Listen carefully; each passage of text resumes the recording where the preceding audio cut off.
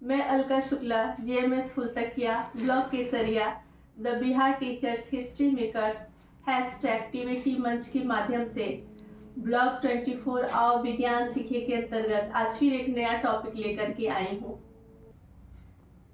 Good morning चुटकी। Good morning Nandu. Ma'am ने मुझे पूरा बल्ब का टॉपिक तो पढ़ा दिया था, लेकिन बल्ब का परिणामिक शून्य नहीं पढ़ाया था और मुझे समझ में नहीं आया। जरा बताओ तो। ओहो, बस इतनी सी बात है। रुको, मैं तुम्हें समझाती हूँ।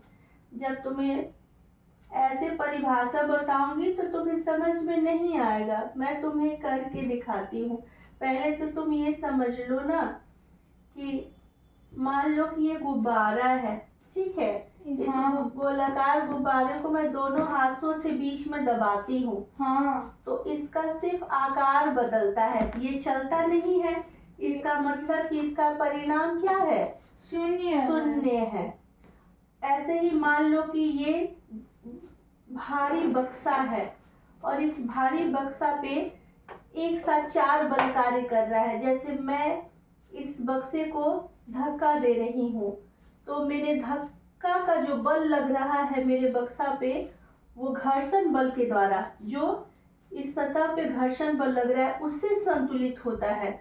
और फिर जो नीचे जमीन का गुरुत्वाकर्षण बल है उसका प्रक्रिया जो हो रहा है गुरुत्वाकर्षण बल और जमीन की प्रक्रिया के कारण फिर ये संतुलित हो रहा है। तो कितना भी जोर लगा ले रही हूँ इस बक्से पर, ये बक्सा हिल नहीं रहा है और न इसका स्थान बदल रहा है। तो इसका भी परिणाम क्या हो गया? शून्य हो गया। अब जैसे एक दूसरा उदाहरण देखो। जैसे ये मेज पर ये किताब रख दी मैंने। हाँ। देखो, ये मेज पर मैंने एक किताब रख दी। हाँ। अब इस किताब को नीचे से खींचने वाला जो गुरुत्वाकर्षण बल होता है और उसे ऊपर धकेलने वाला मेज के समर्थन बल से संतुलित होता है। इसका मतलब कि ये भी क्या हुआ? संतुलित हो गया। और यही अगर बक्सा पे जब हम इस बक्से को ज्यादा दबाव लगा करके, ज्यादा बल लगा करके, धक्का देने वाला बल जो है, जो घर्षण बल है विरोधी बल से, अगर हम ज्यादा धक्का देंगे, बल लगाएंगे तो क्या होगा? ये हो जाएगा असंतुलित बल, बक्से पर काम करेगा और उसे क्या करेगा? हिला देगा। जैसे मैंने जो बल लगाया है वो घर्षण के विरोधी बल से, जो जमीन पे घर्षण हो रहा है सतह से, उसके विरोधी बल से अधिक हो गया है मेरा बल। तो ये क्या हुआ है? ये असंतुलित हो गया, यानी ये अपनी जगह से हिल गया। तो इसे कहेंगे असंतुलित बल। यानी कि किसी भी वस्तु पर काम करने वाला जो सभी बलों का परिणाम जो होता है ना, अगर वो शून्य नहीं हुआ तो बल क्या कहलाएगा? असंतुलित बल।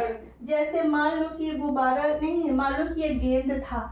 ये गेंद जो है लुढ़क रही है और कुछ देर बाद से लुढ़कते लुढ़कते ये गेंद अपने आप रुक गई, यानी कि उस पर असंतुलित घर्षण बल कार्य कर दिया और वो क्या हुआ कि वो रुक गई।